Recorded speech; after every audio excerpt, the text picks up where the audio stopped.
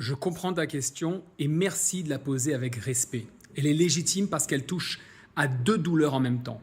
D'une part, l'horreur faite aux victimes et le fait que ça jaillisse sur un peuple entier. D'abord, il faut être net. Un être humain n'a pas de valeur parce qu'il appartient à tel ou tel peuple, mais parce qu'il est un être humain.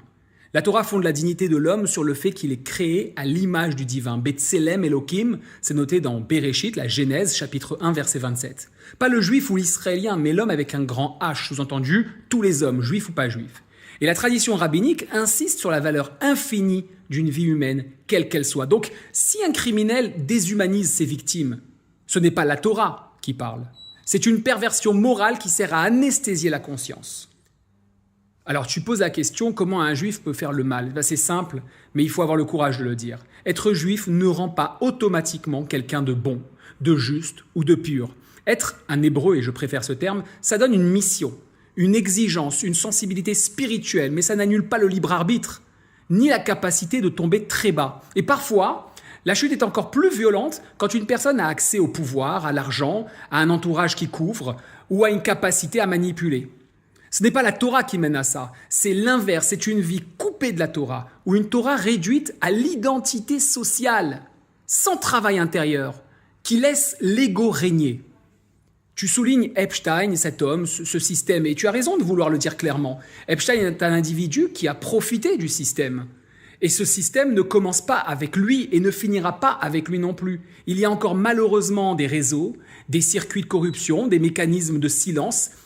Parce que là où il y a pouvoir, il peut y avoir perversion du pouvoir. Et je vais citer Karl Zero, par exemple, qui l'a dit dans l'une de ses dernières vidéos. Il y avait un avant et il y aura un après.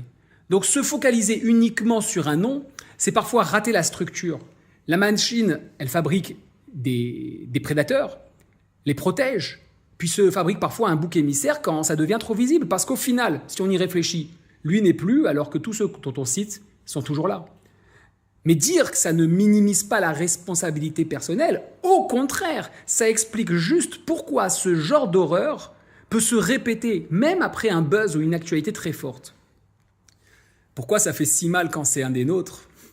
Parce que nous savons que notre vocation n'est pas seulement d'être un peuple. On porte une mission, on porte un Kiddush Hashem, c'est-à-dire le fait d'honorer, de sanctifier le nom divin, donner l'exemple dans la justice, la dignité et la maîtrise de soi. Donc, quand un juif devient l'incarnation publique de la perversion, ce n'est pas seulement un crime, c'est un énorme chilul Hashem, une profanation du nom sacré. Et ce point est important à dire avec douceur, mais fermeté. Ce n'est pas le peuple ou la communauté qui est coupable, c'est un individu. Mais le dommage symbolique, lui, touche beaucoup de monde. Ça serait aussi absurde que de dire que les Italiens sont mauvais parce qu'il y a la mafia italienne. Les mafieux sont mafieux, pas les Italiens. Ce que tu peux retenir, c'est que ce sont des Juifs intéressés par le pouvoir, malheureusement, pas par leur mission. Quand quelqu'un transforme sa vie en quête de domination, de plaisir, de contrôle, il trahit la finalité. Il ne vit plus le Naaseh Venishma, se mettre au service du vrai. Il vit Naaseh sans Nishma. Il agit, il prend, il consomme sans écouter l'âme, sans écouter le divin qui est en lui. Et si tu as regardé ma vidéo sur laquelle tu as laissé le commentaire, justement, tu as compris que la réponse était là. Donc je refuse deux choses. Je refuse de minimiser l'horreur et je refuse la culpabilité collective. Un criminel juif de nom ne représente pas les juifs, comme la mafia italienne ne représente pas les Italiens. Il représente un homme qui a trahi sa mission et sa responsabilité. Donc on peut répondre à ta question sans haine et sans naïveté. Ces crimes ne viennent pas d'une valeur juive, ils viennent d'une rupture de l'âme, du joug divin, de la conscience et souvent d'un système de pouvoir. Et notre réponse à nous, en tant que juifs authentiques, hébreux avant tout, c'est de transformer ce choc en Kiddush Hashem.